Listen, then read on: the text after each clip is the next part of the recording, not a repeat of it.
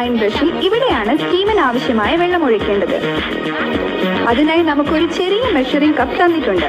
ഇത് ഉപയോഗിച്ച് ആവശ്യാനുസരണം വെള്ളം ഒഴിക്കാവുന്നതാണ്.